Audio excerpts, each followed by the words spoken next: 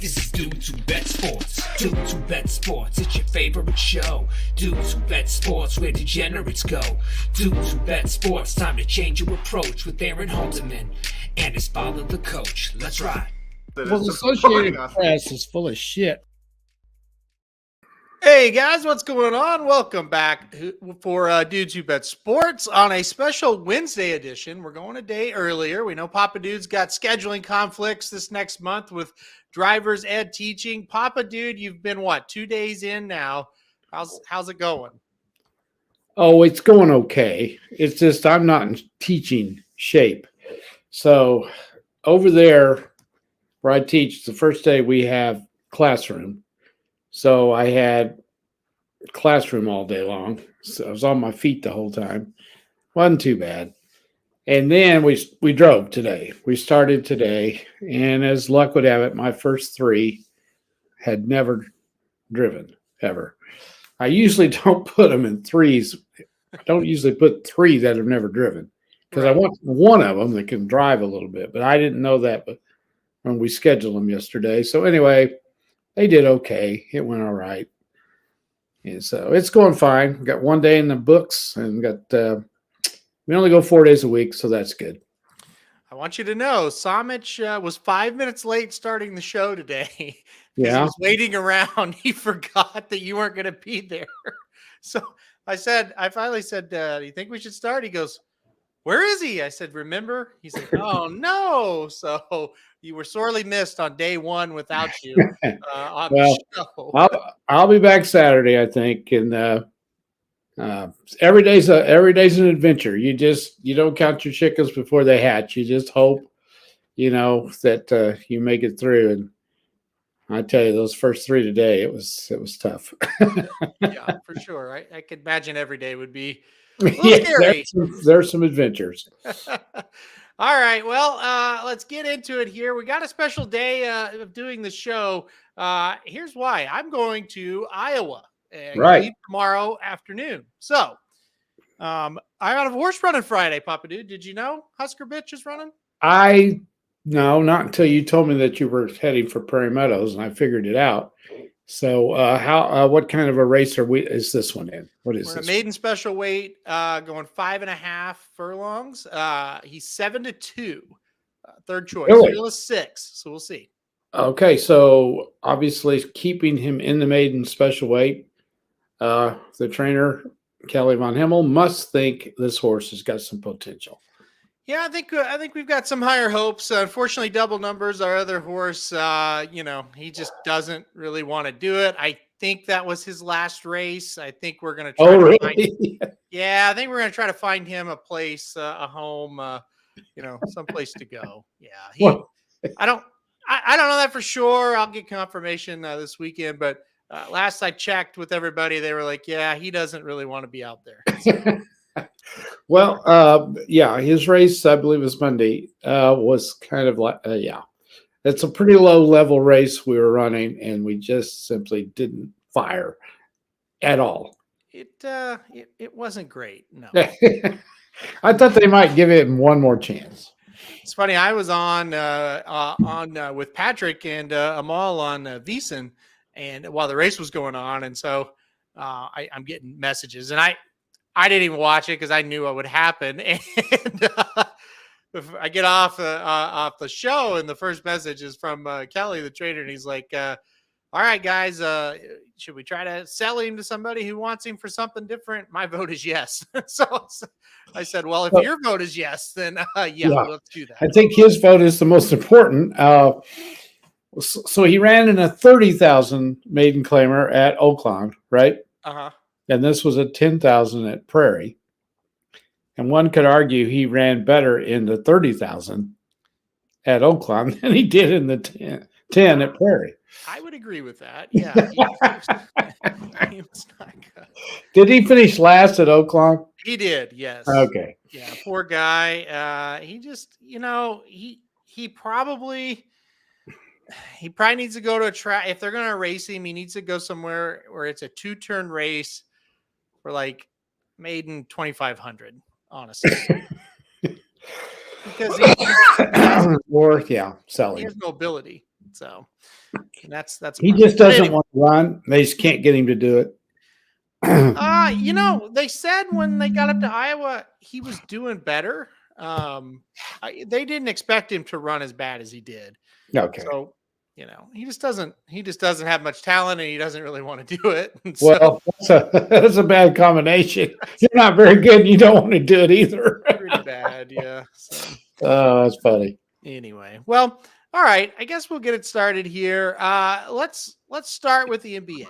I think that's the place to start today. It's definitely been a roller coaster to get to this point, but now that we're at this point where the finals, I think many pundits are just assuming the Heat are going, or not the Heat, the Nuggets are going to run away with this. So let's start with the NBA. What are your thoughts here? Do the Heat still have enough left in them to give the Nuggets a run? Well, I think that's the major question. Are they wore out? Did that series with Boston wear them out? They didn't have real long series the first two, though, right? One of them was they beat Milwaukee in 5. And what was the other one? 6? Yeah, it didn't go to the limit. I can't remember. I think It may have been 5, the other one, too. I can't remember off the top of my So, head. everyone's assuming they're going to be tired. Yeah. And that does make sense that they might be a little bit tired, but they have just, let's see, 5 and 6. 6. Yeah. Okay. They've defied everybody so far. I mean, did you ever dream they would win that game that bad the other night? No. Didn't you think it would be close if they Yes. won? Yes. And they blew them out. Yep. I mean, that game was over with in the third quarter. And so this is a resilient team that is, I think, is getting their point guard back, right? Mm-hmm. Is he going to play? It seems like he is going to play, yeah. Well, this is a guy that averaged 20 points a game, and he has not been playing, and he should be rested. So, no, I don't buy the premise that they're too tired. I don't see that. Mm-hmm. And here's the other theory. I was talking to a guy about this today who's a big NBA fan more than I am. The Nuggets have sat around for a long time. Oh, yeah. Yep. So they're going to be a little bit rusty, I would think. And the Heat are kind of one of those teams that just rises to the occasion. I'm seeing this line of 9 points. There's two ways to look at it. One, the Heat didn't have enough time to prepare. They are a little bit tired. They've got to fly to Denver.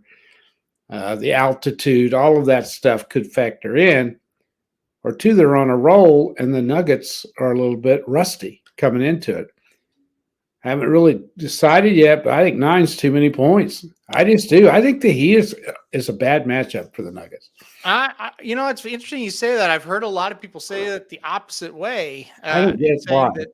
That they don't have an answer for a Jokic. And well, who's got an answer? Do they have an answer for Butler? Yeah, I don't know. Those type of guys, I'm not sure you can guard them if they're playing. I don't either. Right? No. I mean, I think the key is Jokic is going to get his points. Yeah. You got to stop Murray for the Nuggets. You got to stop the other guys, and it's vice versa for the Nuggets. They got to stop.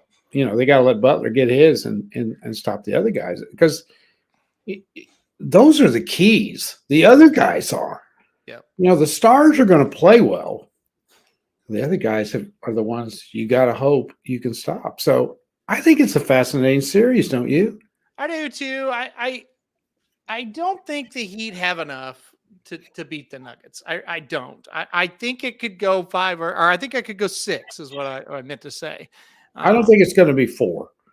I don't think it'll be a sweep. No, I don't think it'll be 5. It could be 5. I think it's more likely 6.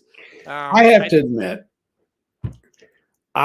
because the Nuggets play late games, a lot of late games, I've not seen a whole bunch of them. Even in the series that they've been in so far, I watched them less than I did anybody else because of the times that they played usually. So I've not really watched the Lakers series, and that's about it. Yeah.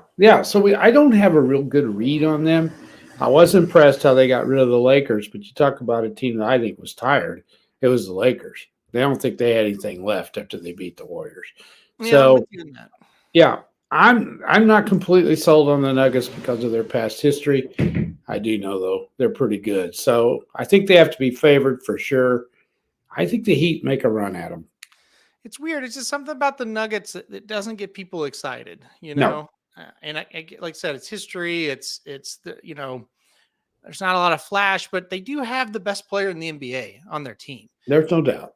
So I don't know. I think they just kind of they get ignored in the West because the West they do have like, the Golden State and Phoenix and LA Yes. and those teams that have those big time stars, and the Nuggets have the one, and then it's just kind of like, yeah, whatever. So it is weird that nobody's really excited about it. But I think from the betting world, I don't hear a lot of people picking the Heat to win this series. I know you respect the Heat, but when it comes down to it, you're not picking the Heat to actually win this series, right? No, I can't go that far. I don't think the Nuggets are extremely tough to beat at home. And that's a huge advantage, I think, even though it hasn't been throughout the playoffs much. Who would have thought Boston would have been, what were they, 6-6 at home in the Yeah. playoffs? Yeah. I would have never guessed that ever because that is a rabid fan base there. And that crowd was ready to roll the other night, and they just couldn't get in. Boston didn't give them anything to get loud about. The Nuggets, that's a tough place to play. And so I think that's the advantage that they have. I think the home court really means a lot in this game. But I'll say one thing: the Heat are not going to be intimidated by anything. They are a tough bunch. Yep, they are. Boston, boy, you talk about going through it with their winter sports teams, man. Oh, The Bruins losing, yeah. in the first round at a game 7 at home, and then the Celtics going down 3-0, coming back 3-3, and then losing that at home in a game 7. They've got to be feeling it right now. Oh, The Red man. Sox aren't doing a whole lot to help them out. No, that it's been a disastrous spring for the Boston fan base. What do you think? Do you think there'll be a coaching change in Boston? Now, it was his first year. So do you think they put all the blame on him? I think he deserves a little bit of credit. They did not quit. They came back from 3-0 and made it 3-3. I think he deserves a little bit of credit for keeping that ship afloat. I think you're right. I agree with that. I don't think there will be because it was his first year. Yeah. But the media is all over him. But they're going to be all over anybody if they lose like that. Yeah. And the Boston media is pretty bad, but the Yeah. entire media is. Do you think it's because he's very poor when they interview him during the games? Don't you think he's not very good? He comes across like he doesn't know anything because he's real short with the person who's interviewing him. Yeah, it seems to be that way with the post game too. They were picking apart everything he said, and there's really nothing worse than watching two guys sit on a desk the day after an emotional win or loss for this team and picking apart what somebody says and those things. Yeah. And it is what it is. I Well, mean, lost in all of this, why isn't this being mentioned too? I'm not saying he's a good coach or not, but Tatum got hurt in that game and tried to play through it. Yeah. And he's their best player. And you know what? Some of their other players, they didn't play well. no. They did not play well. And it's easy to fire the coach because it's just one guy. You can't fire all the players. But how much of the blame should go on the players? I think we blame a coach way too much. Of course, I'm a coach. It's, those guys are pros. They got to go out and play like they're pros, and they didn't do it. They played poorly, and you want to blame the coach for that? I can't go that far. These are pro players. These aren't junior high kids. These aren't high school kids. These guys have got a job to do, and they didn't do it. A lot of times, what really gets a coach in trouble are the injuries. And you mentioned the Tatum situation. he couldn't go. And so all of a sudden you're in a game 7 and you got your best player that can't go, and it's trouble. You think back to OU's season last year, and it was bad as a whole, but when it got really bad, their quarterback got hurt, right? That's When right. it was embarrassingly bad. And so those are things that a coach can't control. And but well, and look, also lost in this, look what that Caleb Martin did for the Heat. He went off. mhm, You got to have that to win a game like that. You got to have a guy come out of nowhere. He was out of his mind. yep.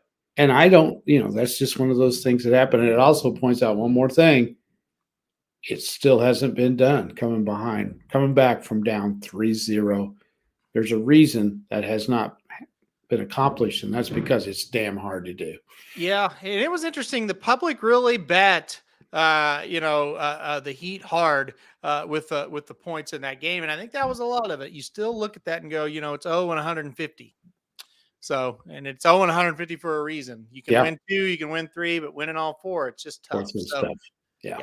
All right, let's go. Let's go to the NHL. Panthers and the Golden Knights. That's the matchup. Golden Knights have the home ice advantage. Of course, everybody does. Panthers were the worst team points-wise in the playoffs, and here they are in the finals. Golden Knights minus 130 here for game 1. They are a slight favorite to win this series. I think you know where I lie on this one. I am a Panthers supporter all the way. What do you think about this matchup between the Panthers and the Golden Knights? I'm with the Panthers too. Same scenario we have with the Nuggets. I worry a little bit. Have the Panthers lost their edge? Because they've been off quite a while. They've had a lot of rest, and I'm surprised this series doesn't start until Saturday. That even they're going to be off almost 2 weeks. And here's a team that was red hot. Yep. And if I was them, I would have wanted to play 2 days later. I would not have wanted any time off. How do you keep them sharp? They're going to be rested up, but anybody that's nicked up is going to be able to heal, while the Golden Knights are not going to have as much time to heal. I don't know how important that is. I would be more afraid of the Panthers losing that edge that they had, because man, they were on fire. They were just, they were getting all the breaks. Everything was going their way. Will that turn? I don't know, because they're facing a very good team. I think for some reason, I don't think Vegas has gotten the credit. They, a lot of times since they've been in the league, we get in the playoffs, they're favored in almost every series. They haven't been this time. They've been kind of quietly going along. They beat the snot out of Dallas in game 6. Were you impressed with that? I was. Yep. Was that not a weird series, though? I could not figure that series out. I don't think I got a game right in that series. I think I missed almost every one of them. I think I got one. I know I got game 4 correct. I'm sorry, game 4 and game 5 I got correct, but not the 1, 2, 3, and 6. Missed all of those. I think I got the first 2. It was an odd series. Like I said. Now, the Panthers were involved in a very odd series as well. They really got dominated as far as puck possession, shots, things like that in the Carolina series. The Golden Knights are different. They're going to play a more wide open style, at least compared to Carolina. I'm with you. I think the Panthers, I am worried about the momentum kind of getting halted, but I think if you play that more wide open style, the Panthers can really make you pay for it. It could be. Dallas couldn't. So what do you think? I mean, Somich and I were talking about this earlier today. Mm-hmm. As much as we've loved betting the unders in this playoff, this might be a series that goes over a few times. It possibly could. The other thing, what's the gold? The goaltending situation is so big in this, because the guy for the Panthers has been out of his freaking mind. Will he come into this a little bit rusty from that long layoff? It's possible. And the Golden Knights, what is this guy? Their 3rd or 4th string guy? Mm-hmm. Yep. Is he finally going to crack? I don't know that there's any reason to think that, though, by now. Do you? He's only had like one bad game. Yep. Yeah, I mean, I think it's going to be interesting because Bravosky is definitely a guy that can go the other way on you bad. yeah, We've seen it, and boy, if he does, who knows what's going to happen. And he's then, been yeah, incredible. you've got that other situation with Aiden Hill with the Knights. It's like, Yeah, I mean, could he implode at any second? Yeah, he could. yeah, But we kind of thought that with Bennington the year the Blues won it, and he never really did. yeah, And I think at the back of everybody's minds, whether it be Panthers fans or Golden Knight fans or betters, backers, whatever you want to call it, the goalies are a little bit sketch. They've been yeah. so good, but can they keep it up? This is a whole different kind of atmosphere now once you get into these finals. Yeah, once you get to the finals, Yes. the matchup is just so fascinating. It really is. It's so similar to what's going on in the NBA. Yeah. You got a the lowest seeded team in the NBA, or one of the lowest, is in the finals, and the same thing with hockey. And by the way, they're both from the same place. Yep. I wonder how South Florida is reacting to this. Do they care? I think they do. I think they love these two teams down there. I would, yeah, I'm sure they care. I'm sure it's pretty wild down there, and it's unbelievable. Not only that, 8 seeds, both of them 8 seeds have made it. I mean, it's incredible to think about. And look, I don't know how legit the Heat's chances are, but I do think the Panthers' chances are Yeah. very legit. So Yeah, I think an 8 seed we see maybe a little bit more often in hockey than we do the NBA. I think the NBA is almost unheard of for an 8 seed to get to the finals. Yep. I sure don't remember. I've been following it a lot more here the last couple of years than I have before, but I don't remember one that low even getting out of the first round, hardly. Yep. We're talking about a team that had to win a game to get into and they were beat in that play-in game, and the Bulls blew it. And look what they've done. It's amazing. And then the Panthers, as you called perfectly well before this ever started, they were better than their record. Yeah. Obviously, the Heat were too. The Heat did have a lot of injuries they had to deal with, but even when they were healthy, they just didn't click this year. The Panthers finally got a little bit healthy and got on a roll. And, here's the thing that we've got to respect the Panthers. They're down 3-1 with 2 of the final 3 games in Boston, who had the best regular season record of all time, and came back and won those 3 games.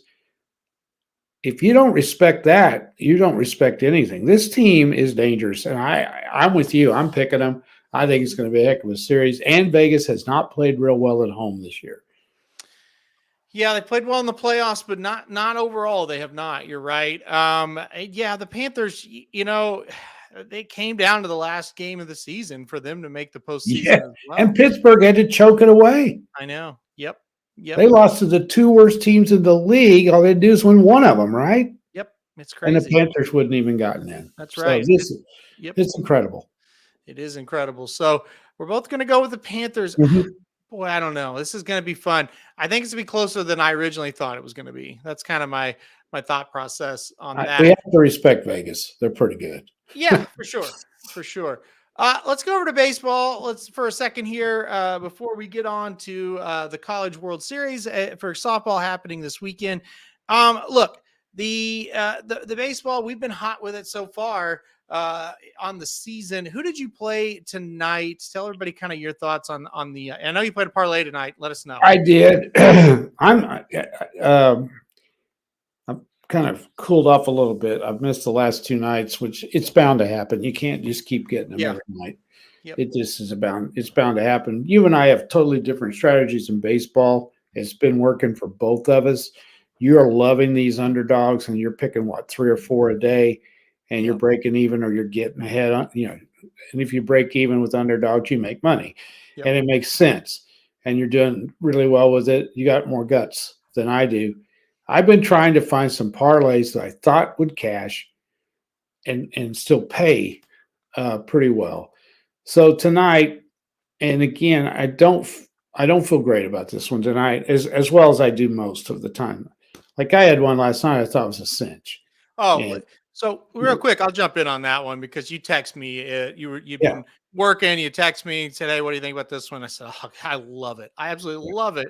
I think they both lost. They Wasn't both it? lost. Yeah. You had the Giants and you had the And the Rays. They both Rays. lost. Yeah. The Rays got beat 2-1 after losing 1-0 to the Cubs. Yep. And they should have lost today to the Cubs and got lucky and pulled it out. So I'm going to go the Red Sox tonight at home against the Reds. The Reds beat them last night. I hope they turn the table. And then I'm going to go the Diamondbacks, Rockies. I think I got plus 168 or something like that on this. And that's damn good on these two games. They're both at home. They have the edge in the pitching. I'm really worried about the Reds game because Boston's not playing real well. But anyway, they're at home. So I went with two home. I try to find value in two home teams, even though home field doesn't mean a whole lot in baseball. I feel better with going with home teams. So I got like minus 160 and minus 165 or something like that on these two games. And it's logic said, well, there they are right up there, 165 and one. Yeah, that's what I said. Yeah. And I think, I feel decent about it. And this is a good payoff if it comes in. So I didn't find anything else. I like the Twins Astros game too tonight. I almost went that one as part of it instead of the Red Sox, but 180, 165, not a whole lot of difference, but enough to kind of lower it. I also like Toronto and Milwaukee, but that was the same thing. So anyway. I think it's really going to be interesting to see how this one goes tonight. You mentioned the Red Sox; they're not playing great right now. Yeah. They're not getting a lot of pitching. That's kind of been the problem. They go up against Weaver tonight for Cincinnati. He's pitching pretty well. At least his last game was pretty well. So we'll kind of see what happens there. Yeah. And then let's see what happens. What are the Nationals doing? Damn it. All right. So I played the Nationals, by the way. It's 5-5, top of the eighth. Well, they're still in the game, and that's good. Can you pull up the standings? Because Memorial Day has always been kind of the first benchmark of the season. Mm-hmm. So pull that up if you can, and we'll see who's in what place and things of that nature. Because usually most experts that study baseball, the season doesn't start until Memorial Day is over. Yeah, I'd like to get about 30 to 40 games in before I start worrying about betting baseball. We've got a lot more than that in now. We're almost up to 60. Yep. And if you can pull up the standings there, if not, it's no big deal. Here we go. So let's just run through this because we got a little bit of time, I think, tonight. Mm-hmm. Let's look at that American League East. Now, that is a difficult division right there. All five of those teams are pretty good. Mm-hmm. And three of them are in the playoffs right now. If they ended, can Tampa Bay keep this pace up? No, they can't. So you think somebody is going to make a run of it? They have a great record, but look, they're only 4 ahead of the O's. And I think probably most people think the Yankees probably have a better chance to catch them. Do you think that? Yeah, well, I think Yankees, Orioles, either one of them have a shot. The problem with the Rays, they've pretty much been a 500 team since that hot start. They did get a win today in Chicago, but they did lose 2 out of 3. The bottom line is they're far enough ahead. I don't think they're going to fall out of the playoffs, but they're not going to keep the pace up. It's not. That's what a 13-0 start will do for you. Yeah. Everybody goes, well, it's early, it doesn't matter. You're 13 games over 500. It's hard to fall. You got to really play bad. Yep. To fall. I think the Orioles, would you say, I know when we kind of talked about it early in the season, you thought they were going to be pretty good. I believe you said that. Yep. I think they're better than we thought. Would you say that? I think they are. Yeah. I think they're better than we thought. They're pretty good. Yeah, they're hitting. Yep. And the Yankees are playing like the Yankees. They're going to be there. And then Toronto and Boston, I don't know that they can make a run because that division is so daggum good, and you got to play each other so many times in that division. So, I just don't think Boston's got enough pitching to do it. They did play pretty well against Arizona last weekend, but I think overall they're about what they are. Yeah. I don't think they're any better, any worse than about 500 type of ball. The Central's terrible. It's the This one, yeah, this one doesn't, as of right now, they don't deserve anybody in the playoffs. I mean, this is bad. I mean, you got one team over 500 and barely. The Twins, I think, are a little better than that, but the record doesn't show it. Look at the Tigers. If I was a Tigers fan, they're only 2 games under 500. Pretty good. And of course, what National scored? 3-run home run for the Nationals in the 8th. I've got them at plus 200. That's now, huge. here's the deal. Okay. They're 6 outs away, and they're going to be 6 long outs. Yeah, Trust me, I've watched the Nationals a lot, but that's a huge home run to go up 3 in the 8th. All right, go ahead. I'm sorry. But I think the Tigers are kind of a surprise team. They're only 2 games under 500. I'd like to know the last time they were 2 games under 500. So I think they're quietly playing pretty well. The team I think you got to watch is Cleveland. Are they going to get straightened out and start playing a little better? I think they're a little better in their record. So Cleveland just won 2 out of 3 against those Orioles we talked about. They also won 2 out of 3 at home against Cardinals. So I think Cleveland Guardians a little bit better team. Yeah. Cashed on 1 game with them, lost on another game with them. You said it. I had been scorching hot, and now here's the thing that I've learned with betting baseball, or with betting baseball and hockey. I would say they're similar.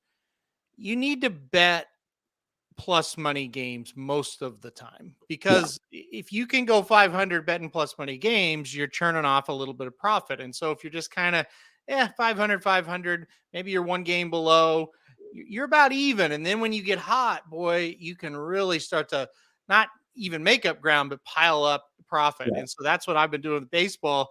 And like today, the problem is when you're doing these plus money games, it's tough. If you're picking 4 of them, it's really tough, to go 4-0. Oh, it's almost impossible. It's all underdogs, like the Cubs today. The Cubs it's almost impossible to go 4-0 if you're picking favorites. Well, then that's exactly why I stopped doing it, because my record is the same whether I'm picking underdogs or favorites. Yeah. So I'm taking the dogs. And so, but my point was with the Cubs, they let the bases loaded in the 8th. They let the bases loaded in the 9th. They lost by 1 run. They were plus 120. There's a reason why the Cubs have the record that they have. That's what bad teams do. Exactly. Right? But the opportunities were there. And, a hit here, a hit there, they win that game. You talked about how they won 2 out of 3 against Tampa. I bet them the first game of the series at a plus number price. I didn't bet the second game. I missed them the third game. Well, it's a profitable series. It is. That's how you have to look at baseball and hockey. You have got to, I'm not saying never play a favorite. You have got to play value bets. Exactly. Or you're going to lose at these 2 sports. And if you look at this every day like we do, because we pick the games money line every day for the website, we know that Cleveland at 25-30, that's not a good record, but we know they're better than that. We know they're better than that. So if you can get them in the right situation with the right pitching matchup at plus 130, plus 140, it's worth taking a shot at them, because they're better than that 25-30 record. I don't have confidence in betting the Tigers too often because they've been so bad. But Cleveland's one of those teams that could get on a roll here before long. I think that's the point I'm trying to make. Would you agree with that? They're one of these 25-30s that aren't that bad. I agree. And that's at this point in the season, they're a team. You need to look at that. I think the Dodgers just hit a home run on the first pitch. Yep. All right. It's 8-6. Like I told you when they made it 8-5. Yeah. Getting this game home is going to be extreme. You needed to be ahead 18-5. Well, listen, the Reds were ahead 9-3 going into the last inning last night in Boston and won the game 9-8. Yeah. So that's the thing. If you're going to bet underdogs, this is the kind of thing you can't get too excited about it until that last pitch is thrown. So absolutely, we'll see what happens here. First pitch, home run, bottom of the 8th here for the Dodgers. It's now 8-6. But yeah, so to get back to this, Cleveland, they're 25-30. They're going to be undervalued in the markets. They're going to be plus money a lot. That's a team you can catch. I caught them game 1. I caught them game 2. I tried it again and they lost. But again, it's a plus money series, for me. And that's kind of what the mindset that you need to be taking on this. So that's just how it is. And And look, it's a long game, right? This is 162 games. Mhm. If you get down, you just got to keep plugging away. You're not gonna if you have the mindset, if I'm down and I got to make it all up today, you're gonna get smoked. Yeah. I mean smoked. You've got to stay very calm and just bet this every day and try to keep that same, calmness and just try to keep the same attitude of, look, I'm looking for value. Here it is. I may have missed 3 or 4 yesterday. I'm not going to change what I'm doing. So, Exactly. yep, we'll see. And it, like I said, even if the Nationals blow this game, you cannot go nuts, lose your mind, say, I hate the Nationals and I'm never betting them again, because there will be a situation where they are the bet. So, Yeah. yep. Michael says just parlay the chalk and create value that way. I mean, that is, if you want to do that, that is one way where you can get plus money. My argument back to you is I would rather have plus money on one thing that needs to happen versus plus money on 2, 3, 4, 5 things that need to happen. Yeah. But you're with him. You have 2 team parlays all the time. I do. I usually don't take the heavy favorites, because even the heavy favorites, as we found out a couple of nights ago, Oakland beat the Braves. Yep, a couple twice. of nights ago. Yep, And they beat them twice. so, and I read, Michael, this morning that you lost a parlay because of that. So that's kind of the point I'm trying to make. Yeah, every once in a while, if I can get one, I love the pitching matchup, and then I can find another one that's like minus 130, and then you get the heavy one. You can get enough value. But if that's what you like to do, that's fine. That's what you like to do. It doesn't make it wrong or right. Either anything, it's your preference. Just it is. It's how you like to do it. Yeah. I don't have as much confidence as Aaron does, and on these not long shots, but underdogs. But I'm starting to see what he means, and I'm getting ready. I'm getting maybe to where I might start trying some of that also. Well, I just think a lot of baseball games and a lot of hockey games, it's very much a 50-50 shot. Yeah. And we're getting into a time here in another couple of weeks. This is all we've got to bet is baseball up until the 1st September. So, we better figure out something down the stretch. Dennis played the Braves -4 today. Braves -4. Yeah, so they played the Athletics, and obviously his thought process was win by 4. Yeah, they have to win by 4. Got it. I'd go ahead and never do that ever again in baseball. That is just too many. I don't care who it is versus who it is. That's too many runs. Well, and I understand exactly what Dennis is trying to do. He's figuring they're going to beat the A's, and he wants to make some money on a team that's playing the A's, and that's the only way he can do it. Correct. I understand where you're coming, but 4 runs, I don't care who you're playing, is kind of hard. And that's not the only way you can make money against them. That's the thing. Like, to me, if you think the Braves are going to just bust out of it and be crazy, you could bet their team total. You could bet first 5. I mean, there's the first 5 and game. I mean, we've kind of go over ways that you could make money betting against the A's on the show in the morning, and just laying 4 runs at baseball. I don't like laying a run and a half. I don't either. So 4, that is just really, really tough. And here's the reason I don't. You're hoping for luck at that point. Yeah, here's the reason I don't, Aaron. You can find something on there with equal value for the money line when all you have to do is win. You see what I'm saying? Mm-hmm. I would rather just have. I don't care what, as long as you win. I don't have to worry about that 1.5. I usually can find something of equal value that I like as well. So yeah, and look again. I'm trying to harp on you guys, but Michael says it's simple. You can do that for teams with stacked lineups like the Dodgers, Orioles. Okay, the Orioles lost today. The Dodgers are losing. Now, I think they could still come back and win, but you don't do that, period. I'm sorry, you don't. Well, unless you're getting like plus the Braves scored 4 runs. I mean, let's look at this Dodgers game right now.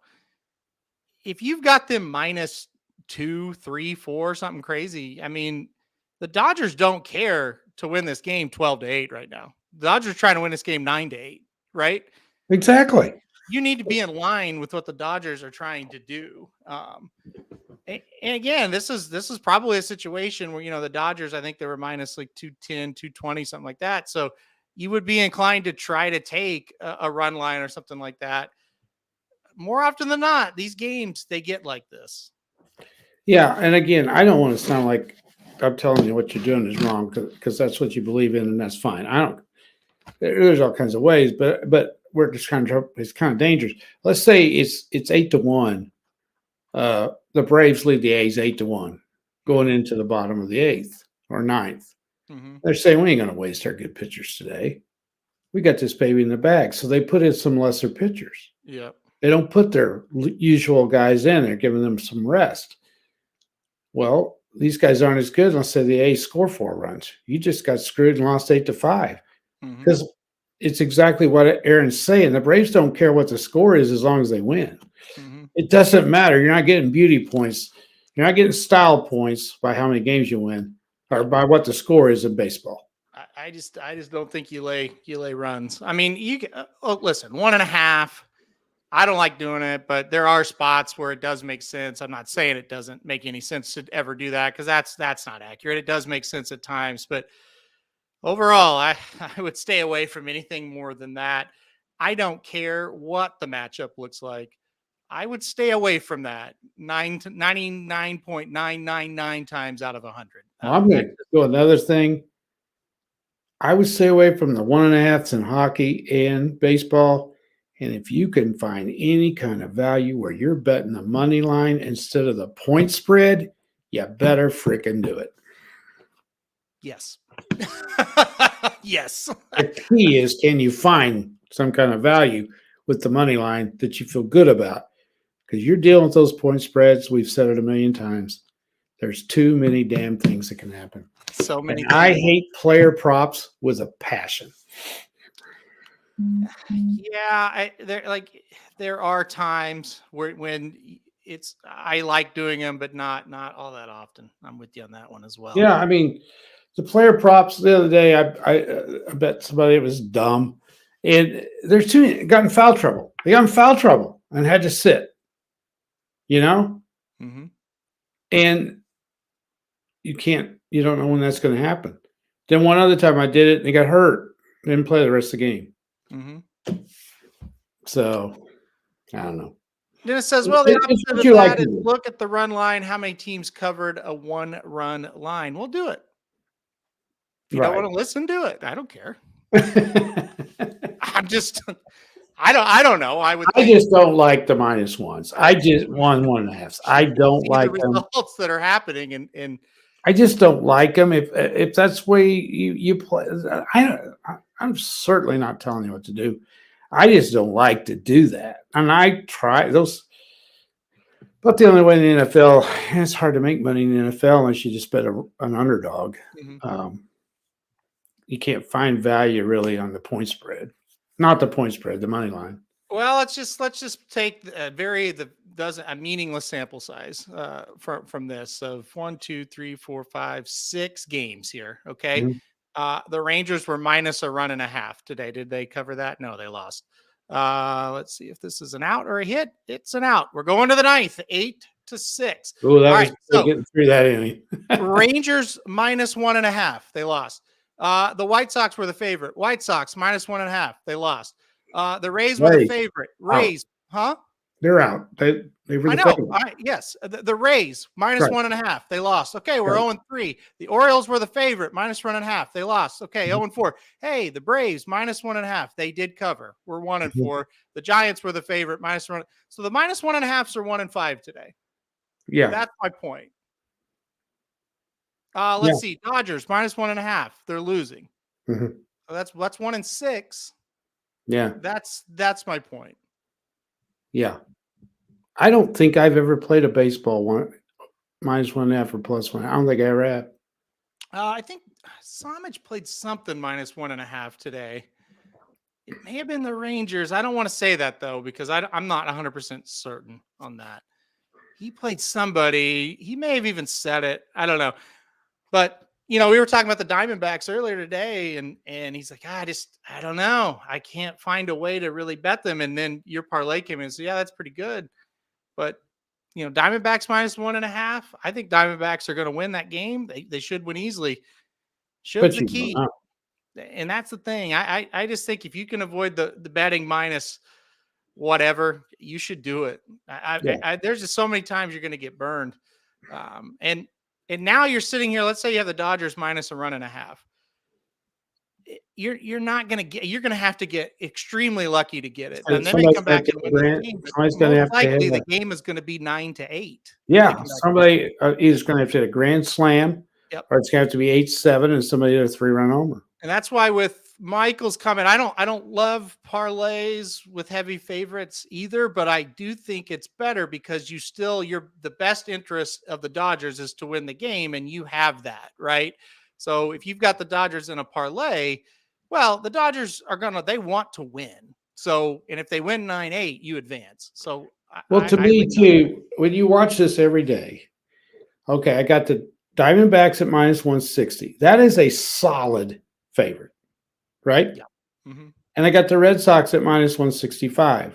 That's a solid favorite. They're both at home, which doesn't mean a whole lot, but it still means something. Yeah. And I'm still getting like +166. I'm going to make $166 profit on a $100 bet on two that I consider solid favorites. Yeah. And to me, and that's just my thinking, and I'm just to be completely wrong. Mm-hmm. I may lose, and this will be like the second in a row. So I'm not. When I get to where I'm losing, then I flip. I go back to something else. I don't sit there and do this every damn night and keep losing. I think with yours, and I'm on the Reds tonight, by the way. Yeah, I know. But that's neither here nor there. You've went out and you've picked two games that you feel strongly about, and you've turned them into a plus money situation. I think that's good. I think a lot of guys, when they do parlays, they bet two underdogs. Mm-hmm. It's hard as hell to get two good favorites to win, let alone two underdogs in a parlay. You might want to throw one in there, but you better be damn sure that one's going to win. What about this first inning no run, first inning run? What do you think of a bet like that? Hate it. I hate it too. Yeah. Too many shitting things can happen. I just don't like that kind of bet. That's just me. To me, you're grasping for straws. I shouldn't say I hate it because I don't hate it. If you got two good pitchers, maybe. Yeah, and then it's not for me. If you have a pattern, if you've got an analytical thing you're looking at, if you got this, that, whatever, and you've kind of hit some.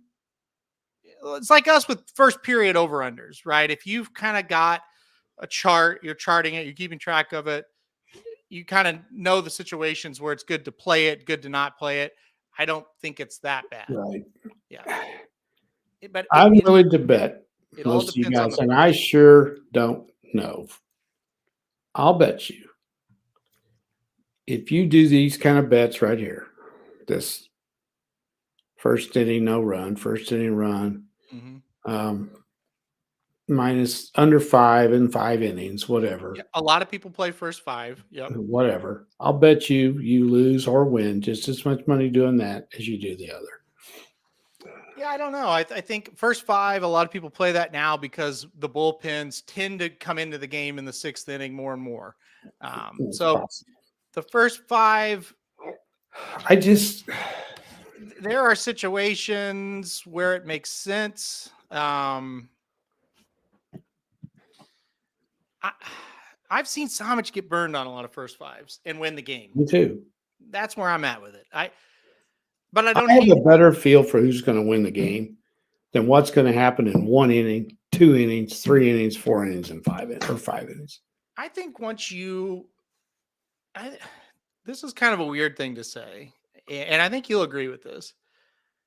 I think once you admit to yourself that you don't know what's going to happen in a game, you just look at it more of from a betting, what makes sense as a bettor, you become a better handicapper.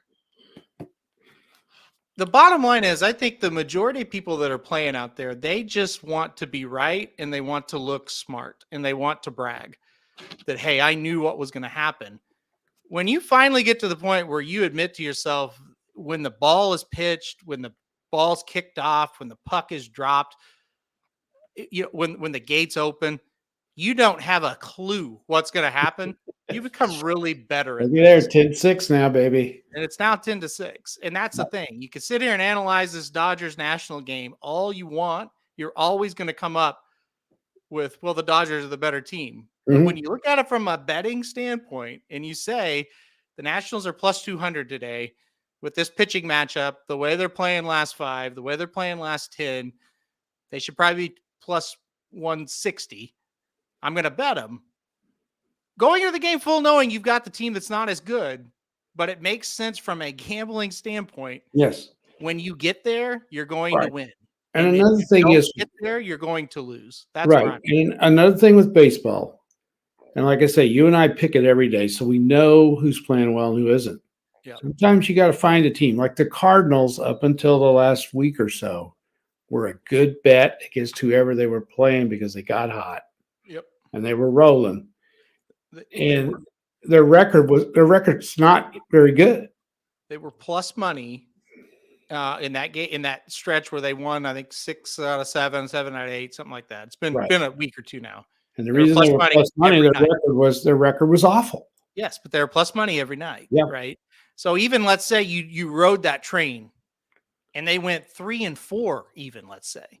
Yeah. But they're plus money every night. You rode that train, you're going to be about even. Yeah. And that's the point. That's the point I'm trying to make.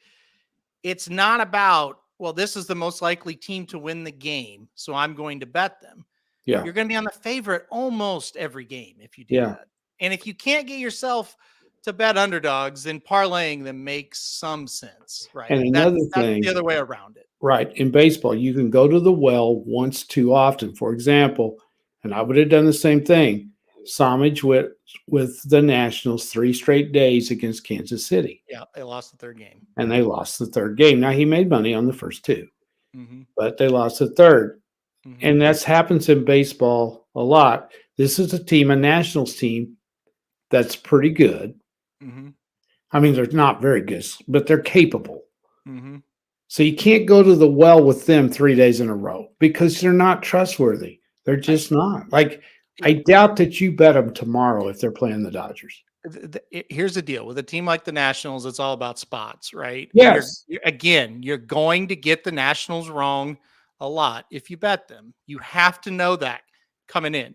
You're going to, I'll repeat it again. When you play the Nationals, you know what you're getting into. The game is 10-6 in the bottom of the 9th, and I still do not think this is even close to being over. That's because they're the Nationals. But you have to pick your spots. And tomorrow is definitely not a national spot if they beat the Dodgers today. There's no doubt. Tomorrow is not a national spot. You hit them tonight, you're saying, wow, I'm going to do them again tomorrow. You do that, and you're not going to do very well. Now, when they're playing the Royals, I get what Somich was trying to do. Oh, I did too. I would have done it too. Yeah, but you're right. If they're in LA and they do win this game, you stay away from them the next game for sure. Just looking at this, what you got up right now, there's a team out of these 8 that you've got up there right now that I would stay away from, and that's Milwaukee. They are not playing very well. They've got a better team than what they're playing, but right now they are not a good bet to win. They're just not. They're not playing very good. Yeah, they are plus money tonight in Toronto, but they're not playing all that well for sure. This is one I can't. Oh, why did I not look at this one very closely? Was it the pitching matchup? Yeah. Yes. So they've got kind of a. This is one. It's kind of deceiving until you really look into it. Yeah, their guy hasn't pitched much. Yeah, Julio Teheran hasn't had a lot of innings. Right. So just one start, 5 innings. So you don't really know what he's going to do. Mano, I think he has been pitching better. I did this early this morning. Yeah, he's struggling. where was he? I thought he had a couple. Yeah, he's had two good, decent starts. Yeah. So, anyway, I didn't end up going with that. All right, 2 outs to go, Nationals. Come on. There's Doc. Hey, Doc. Hey, Dr. Ting, how you doing, buddy? One last thing I wanted to bring up with Dennis, because I went on a bit of a rant there with him. But Dennis, I think the biggest thing, and I think you're doing a good job, and I think the biggest thing is you've kind of, and trust me, this happens to everybody. Somich, myself, Papa, all of us. We get in little funks. If you do this 365 days a year, they're unavoidable. Oh, God. And I think you're doing what we all do when we get in the slumps. You're trying to find ways out of it. You're trying to find different bets. You're trying to explore, and that's good. I think that's a good thing. But when you're betting the Braves -4, I'm going to shut you down on that pretty hard. So yeah, and I know why you were doing it, and I do too. And I also hate it, even though I knew why you were doing it. So yeah, you got to trust yourself. Yeah, you do. Trust what you know the best, because we all go through. I was red hot. I've missed 2 nights in a row. Yep. And it was bound to happen. Yep. It just, you can't, when you're trying to get value bets, you're not betting obvious stuff. You're trying to get value. You aren't, even the ones that are making a lot of money and claim themselves to be experts, look at their percentages. They're not very good. Mike and I will tell you, and Doc bets every night. I mean, you have nights where you just feel like an idiot because you've just bet games. It's like, why did I do that? Yeah. Let's pretend the Dodgers are ahead 6-0 right now, right? And I'm sitting here going, I bet the Nationals. Really? Yeah, you're thinking, why did I do that? That was the dumbest thing I've ever done. Yeah, yeah. But now you're sitting there patting yourself on the back if they get, there's 2 outs. Oh, you're patting yourself on the back. God, I'm a genius. I'm a genius. You played a +200 baseball wager, and you're going to hit it, and you feel like you feel great about it. Yeah, and but you won't go back to them tomorrow. No. Exactly. And Doc, listen, Doc and I, Doc's heard me whine about. I went in a horse racing slump around Derby season, and really a week after. And Doc can tell you, he's got my messages where I'm like, God, I can't do anything right. And I've gotten some from him where he's like, I can't. I got knocked out of 3 pick fives in 30 minutes. But then I get one from him going, hey, I just won 18,000 at Churchill in a pick 5. Yeah, and that's when he makes you sick. No, but that's you said that. That's the nature of gambling. Yeah, right? I'm kidding you. You know that. You have to stay as even as you possibly can. You just do. have to. So, yeah. Anyway, all right. And that's why bankroll management is really, really important. Yeah. Most important thing. And another thing is too, you get down, and you lose some money. Okay, it's better just to shut up. Yeah. Don't bet some more to try to get it back. Never chase. Never chase. No. Yep. That's just it. And I guess to kind of wrap up and again, Dennis, I'm not going to put words into your mouth, but I feel like if you're playing a baseball team -4, you are chasing a bit. That's kind of my thought. Trying to change your luck, and that's all a lot of us do. No question about it. Yep. Wanting to get one right. You're wanting to nail one. Yep. All right. Do you have questions? I know you've been very busy, so. We didn't talk about the softball. Oh, that's right. Yeah. So you can want to talk about the softball, huh? You can bet on who's going to win the softball College World Series, but that's all. You can't bet on the games. Cannot bet on the games. So I found no game lines. Hopefully, when we get a little bit later on, you can. Oklahoma is -500 to win. Listen, I don't care who you are. -500, you bet against it. So it's funny because your niece, my cousin, huge women's softball fan. Huge. Mm-hmm. There's none bigger. She's the biggest in the world. She knows everything. She is going to the softball World Series tomorrow, first session. So they get to watch Alabama, Tennessee. They get to watch OU and Stanford, I believe. Yeah. Yeah, OU and Stanford. But we were talking about the odds. So Florida State 5-1. We didn't think there was enough value there. You got Oklahoma State and Tennessee at 10-1. What do you think about those? I would take Tennessee. We said the same thing. We thought Tennessee at 10-1. We basically labeled it like this. It's a play to make. You know you're probably going to lose it, but it makes sense as a better to play Tennessee at 10-1. Yeah. Because here's the deal. First of all, baseball, softball, same thing. Anything can happen. Mm-hmm. And you get in a tournament like this, nobody's bad. They're all good. And they've all got good pitchers. You have to play great every time you go out there, or you're going to get beat. You have a bad game and you get beat, you're in big trouble. It's double elimination. So a couple of years ago, OU lost the first game and had to come back all through the winner's bracket, and they did and won. But that doesn't happen very often. It's very difficult to do. You're right, and that is the thing. And OU did almost lose the second game of the Super Regionals. So. They are under immense pressure. Yeah. For those of you that don't follow it, which is probably about everybody, and I wouldn't probably either if my team wasn't put in the middle of a run we'll never see again, I don't think. In the last 3 years, their record is 171-8. That's incredible. They are 56-1 this year. And they have played a lot of top 10 teams. It's insane. They have won 48 in a row. It's amazing. That's an all-time record.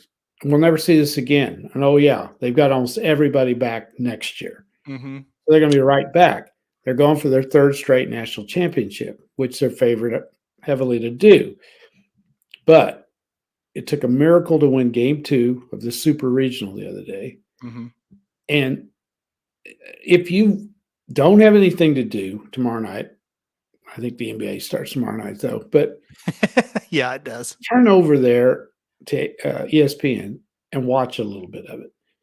If you've not seen these top-level girls play, you are going to be shocked at how athletic they are and how good they are. They are fantastic athletes. Yep, you will be. I definitely agree with that. I will not watch as much as you for sure, but I will watch some of it for sure starting tomorrow night. The other one, Alabama's 50-1. Well, I don't think they're as good as they have been, but they're Alabama. They've been in it a million times. That's not a bad bet. Lindsay's the person I'm talking about here, our softball expert. We should have Lindsay on. She could break it down better than us. But she said Alabama 50-1, Tennessee 10-1. Those are the plays. Again, full knowing you're probably going to lose because OU is a heavy favorite. Well, here's the deal. They are, but they can be beat, and any of them can. And here's the other reason I would play one of or both those teams, and I agreed with her. So OU plays Stanford first, right? Mm-hmm. They play if OU wins, they will play the winner of Tennessee, Alabama second. Correct. Well, that team could beat OU and get an upper hand. So you could. That's the spot. They could, and that's right. And Stanford, I'm not a huge expert either, but I believe they have a great pitcher. They do. So OU's going to have to, on softball, they can pitch every day, but it's better if they don't. OU's going to have to throw their best pitcher out there against Stanford, which means they might come into that Alabama-Tennessee game with their second best pitcher. More than likely. Of course, Tennessee and Alabama's in the same boat. They're going to have to throw their best. You got to win that first game. So you have to win it and take your chances after that. But it's really fun to watch this. It's usually pretty fast. And used to, the games would be 1-0. They're pretty boring. Now these girls can mash it. They can hit it. I'm telling you.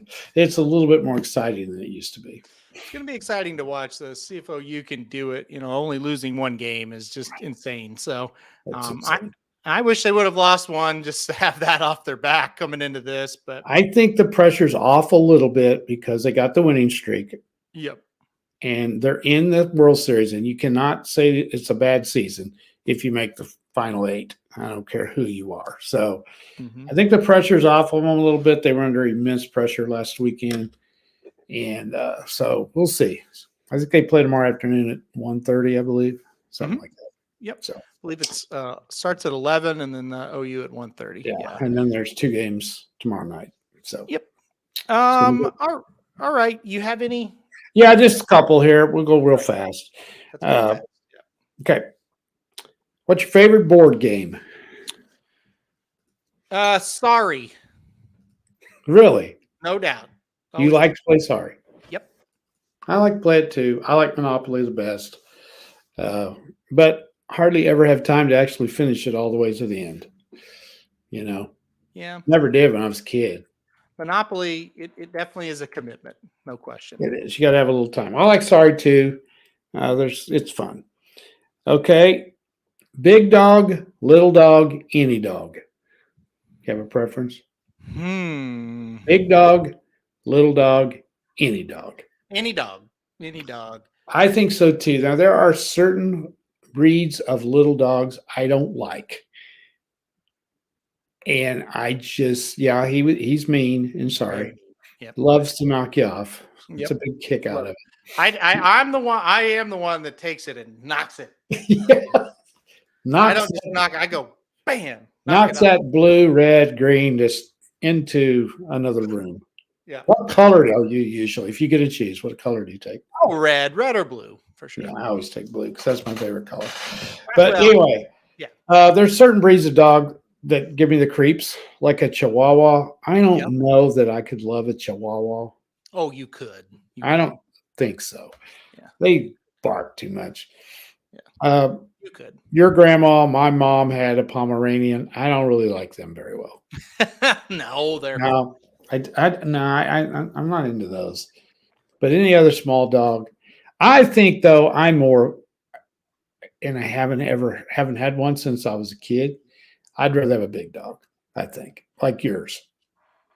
But I want a big dog like yours that's not in my lap and in my face and everything else. So it's very calm. We've got new neighbors. They've got 3 dogs. They've got 2 Labradoodles, and they've got a chocolate lab. Oh yeah, Those dogs. Oh man, they're they're crazy. Yeah, they're crazy. They're huge. I But couldn't. they're take friendly three- as hell. Yeah. I couldn't take 3 huge dogs. I don't think. Yeah, I don't know how they handle. We always had dachshunds when I was growing up, and that's about the right size. Yeah. And so I love dachshunds. For those of you who don't know what a dachshund is, that's a weenie dog. I love those, and they're my favorites. Okay, last one. Bye, Will. Don't let the door hit your ass on the way out. Go ahead. Next. Talk about sports for an hour and 5 minutes, Willie. That's right, Will. Get your own show. If you don't like dog talk, you got a problem. Okay, go ahead. That's right. You do. Go back in history. Okay. You're very young, so this will be tough for you. What era would you like to live in? If you could go back in history to a certain era, is there any era that you would have thought would have been kind of interesting to live in, but you didn't? Let's see, you would have been 80s, 90s, and the 2000s. I feel like anytime somebody answers way back when, they are taking for granted all that we have now. Exactly. If I could go for just a vacation, let's say, and then come back, I would think. You know what? I really don't know. I still think I would choose this because I just like what we have right now. I like that I can watch the Nationals and the Dodgers and then turn it over to the Phillies and the Mets. You hit the nail on the head. I was going to say the Wild West days. Yeah. But we didn't have indoor plumbing. Well, We'd have electricity. You could die from all kinds of things. You could get shot anywhere you went. Yeah. So I wouldn't go that. Yeah. The Roaring 20s, that was a lot of fun. The country was feeling great about itself. Yeah. After World War II, the 50s was a great time to live. I did live in the 60s. Yeah. And I would like to go back to that era again because this country completely changed, not all for the better, but it was an exciting time. It was a reawakening. Everybody began to change, and it was kind of exciting. The 70s were pretty boring. I think some of the best rock music of all time came out of the 80s. Yeah. No, that's for sure. Great. Some of the classic Mm-hmm. music anthems like Jump and Sweet Child of Mine and Pour a Little Sugar on It and all that kind of stuff. That was 80s. That music will live on forever. Living on a Prayer. Yeah. Those songs came out of the 80s. All good. All good. I don't 80s care. were the hair bands as well. The 90s were pretty boring. Yeah. Can you remember anything out of the 90s? No, not really. Not really. Any place or state you would want to live in? I thought this was a good one. Yeah. It is a good one. Hopefully Will's still around. What do you think? Where do you think Will lives?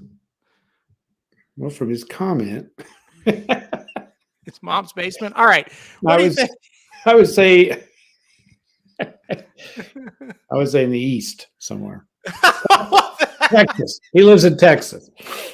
In the east. What? Let me get to the comments here. Where would you want to live? Let's go to that. Me? Yes. Yes, Dr. Tang. I would love for you to move to Joplin. Yeah, move to Joplin. I Listen, told you that too. It was me. well, we both did. Where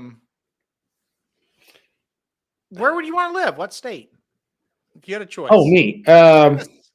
Colorado. Yeah, me too. Either that or Florida. I wouldn't mind living in Florida. Maybe not so much now, but I'd have to live on the beach. I would not want to live in Florida if I didn't live on the beach. I think if you lived in Florida, you might, and again, I've never lived there, you might get a little tired of it. I think so. That's why I love Colorado. If I didn't have to work, all I did was enjoy the mountains, enjoy the beauty. That'd be my number one pick. I've been to both coasts now. I like them both. I don't think there's a bad answer. I think San Diego would be a little bit better than the East Coast because the weather is like every day in Florida. It's hot and muggy. That's not the weather on the West. That's true. But there's also the problem of traffic. It's just astronomically insane, and it's hard to get everywhere. And there's a million, So Even there's San Diego. Yeah. Mm-hmm.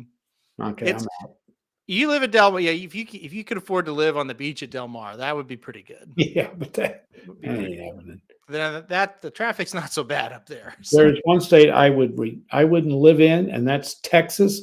I wouldn't live there. I don't care where I was at in Texas. I'd live in Dallas. No, I'd live in Dallas. That's it, though. I don't particularly care for any place else. No. Yeah. Missouri's not my number one answer, believe it or not. Do what? Missouri's not my number one answer. It's not mine either. But when you travel a little bit and you see some of the other states, where we live in Missouri is pretty nice. Yeah. We lived at Amarillo, Texas for 6 weeks, and that's Texas. No, we're better. I think I would rather live here. Yeah, Joplin is it's Joplin's nicer than a lot of towns. An area that's really pretty, and people don't know that haven't ever been there, is Northwest Arkansas. Mm-hmm. Yeah, Arkansas is a pretty state. Now, if you follow the news of missing people, do you know about this? Have you heard? Doctor? Yes, I think they found him. They found him in Northwest Arkansas. Yes, that's right. Yeah. So, Lindsay, the girl I referenced that is a big softball expert, she actually lives in Cassville, Missouri, and a ER doctor vanished 1 week ago from Cassville, Missouri. Completely vanished. No sign of him anywhere. Where they found him last night. And this is a little bitty town. I mean, yeah. Oh, tiny. 3,000 people, I think, in Cassville, right? Yeah. Anyway, they did find him. And he was in a lake in Northwest Arkansas. So sad ending to that one. Yeah, he was in the lake, not on the lake. Got to make. Well, you said he was. Big difference. So Well, he could have been on the lake. He could have been floating by then, I guess. he could have. He was shot. That somebody had shot him. Two Right? other places. Somebody. Oh, really? I hadn't heard that. Somebody shot. I'm pretty sure I heard that today. Wow. Yeah. Doc, beware. Got to be more to that story. See, that's why you can't come here, Doc. Two other places: Saratoga Springs during racing season. No place better. Never spent more than a day or two there during non-racing season. So that's okay. That's not a good. I was there in October for 2 days, and I had a lot of fun, and it was still a fairly lively town. But I don't know what the winters would be like there. That'd be a big problem.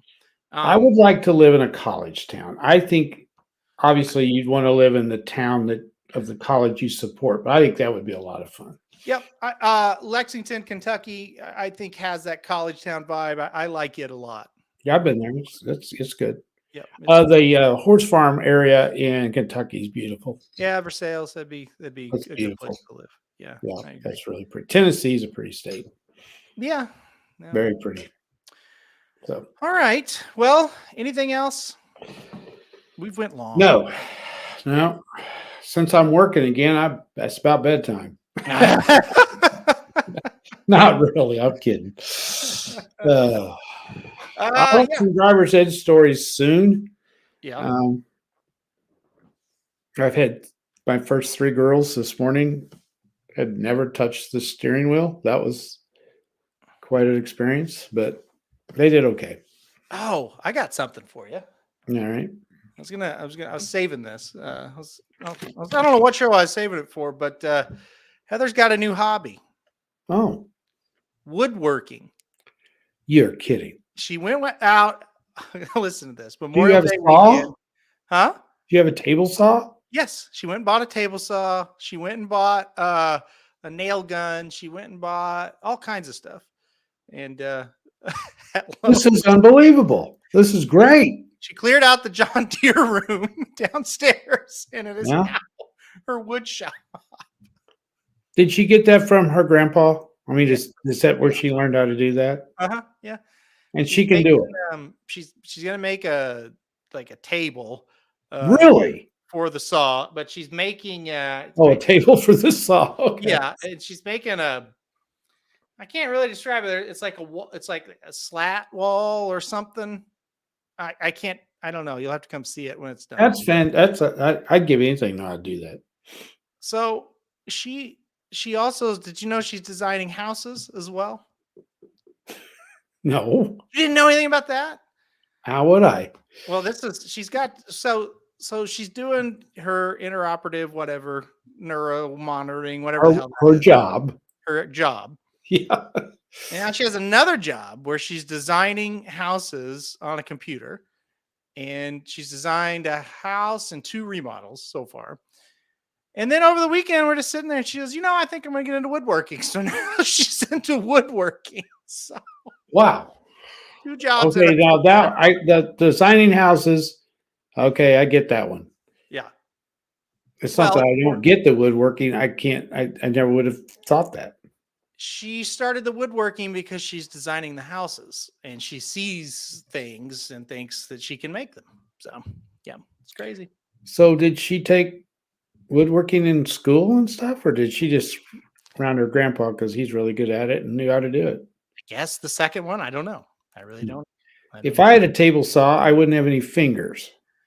That's what I kind of told her. I was like, you need to. She's like, I've used a saw. Don't worry about it. She's out there just sawing away. I was like, all right. Oh, she got a sander as well. So, yeah. Wow. Mm-hmm. Yeah. Unreal. Okay, that's my surprise of the night. Yeah. That's a shocker. She keeps collecting jobs. Hopefully, I can quit mine. That's the thought. There you go. Yeah. All right. You can't quit yours because then what am I going to do? That's right. That's true. You got to hang in. I figure I got at least 10 more years left. You got to hang in there that long. Yes, exactly. Or sell it to somebody with the option. With the thing is, they got to keep me on. Okay, I could do that. I could do that. Yeah, I can do that. All right. All right. We're gonna get out of here. If you are bored, Friday night, 6:00 Central Time, race 1 at Prairie Meadows, Husker Butch will be running. I will be there, so we watch that track feed. That'll be You'll see me in the winner's 6 circle. o'clock. Maybe. What? 6 o'clock, first race. Yeah, it's first race. Yep. All right, Friday. I definitely, you'll see me in the paddock for sure. Winner's circle. Okay, we're in. We'll see what happens. I'm writing it down right now. All right, write it down. All right, guys, we're getting out of here. We will be back next week. Thanks for joining us on a special Wednesday night edition of the show. I'm guessing we'll be back to Thursdays next week. All right, guys, we will be back with all of our other shows tomorrow and all through the weekend. So we'll see you guys then. This is Dudes Who Bet Sports. Dudes Who Bet Sports, it's your favorite show. Dudes Who Bet Sports, where degenerates go. Dudes Who Bet Sports, time to change your approach with Aaron Halterman and his father, the coach. Let's ride. Well, the Associated Press is full of shit.